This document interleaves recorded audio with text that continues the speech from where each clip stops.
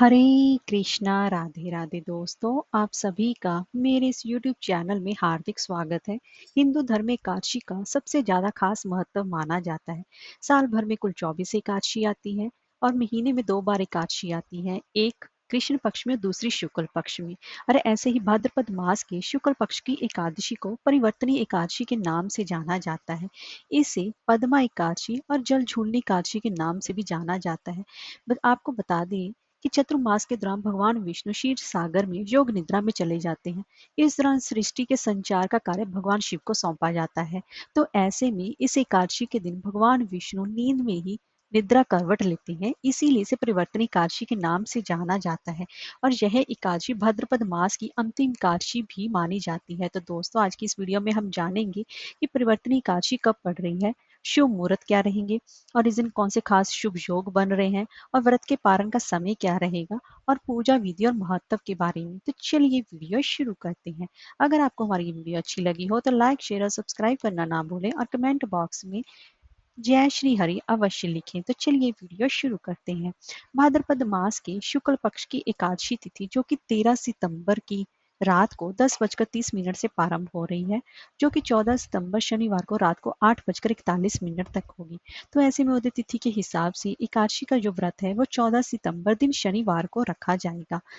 और इस दिन कुछ खास शुभ योग भी बन रहे हैं। तो शुक्ल पक्ष की इस एकादशी के दिन 14 सितंबर को रात को, मतलब जो है ये एकादशी है, उस दिन पूजा का शुभ मुहूर्त रहेगा सुबह 7:38 से लेकर सुबह के ही 9:11 तक रहेगा, क्योंकि उसके बाद राहु काल प्रारंभ हो जाएगा। इसलिए उससे पहले पहले आपको पूजा शुभ मुहूर्त में कर लेनी चाहिए। और इस दिन कई शुभ योग भी बन रहे हैं। अगर आप इस शुभ योगों में भगवान विष्णु जी की पूजा उपासना करते हैं और व्रत करते हैं तो अधिक फलों की प्राप्ति भी होती है। तो इस दिन उत्तराषाढ़ा नक्षत्र के साथ रवि और शोभन योग बन रहा है। इस दिन शोभन योग सुबह से लेकर शाम को 6:18 तक है। इसके साथ ही रवि योग सुबह 6:06 से लेकर रात के 8:32 तक रहेगा। तो अब जान लेते हैं, अगर आपने एकादशी का व्रत रखा है तो आपके व्रत का पारण का समय क्या रहेगा। एकादशी का व्रत जो कि है द्वादशी तिथि को ही व्रत का पारण करना चाहिए। तो द्वादशी तिथि के दिन यानी कि व्रत का पारण 15 सितंबर को सुबह 6:06 से लेकर सुबह के ही 8:34 तक रहेगा। उस दौरान आपको अपने व्रत का पारण कर लेना चाहिए।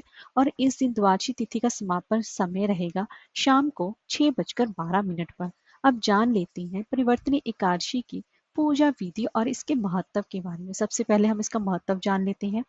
हिंदू धर्म में इस एकादशी का सबसे ज्यादा खास महत्व माना जाता है, क्योंकि इस दिन भगवान विष्णु योग निद्रा में करवट लेते हैं।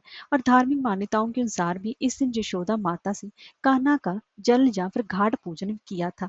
इसी के कारण इसे डोल ग्यारस के नाम से भी जाना जाता है।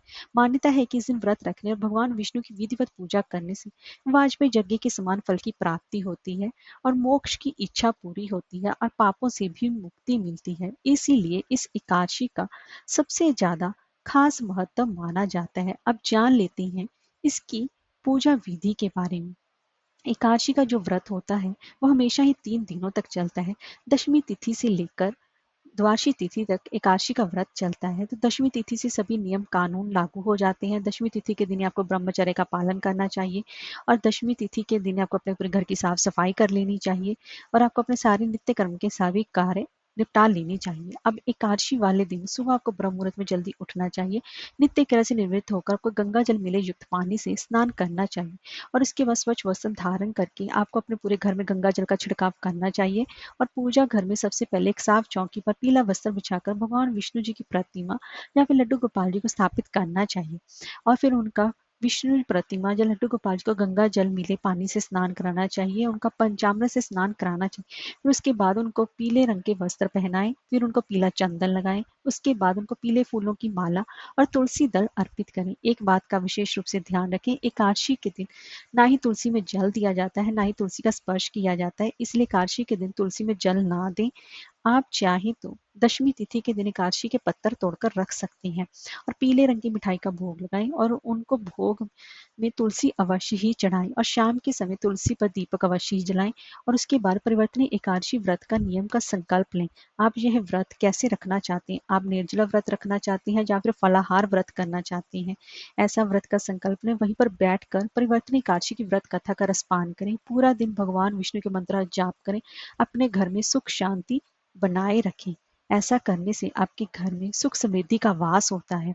और रात्रि जागरण का एकादशी व्रत में सबसे ज्यादा खास महत्व माना जाता है, इसीलिए रात्रि जागरण अवश्य ही करें, जो कि सबसे ज्यादा जरूरी है। इसीलिए इस एकादशी का सबसे ज्यादा खास महत्व माना गया है।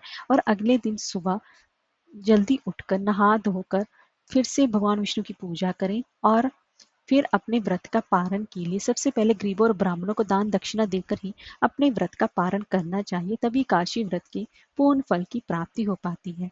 हरे कृष्णा, राधे राधे।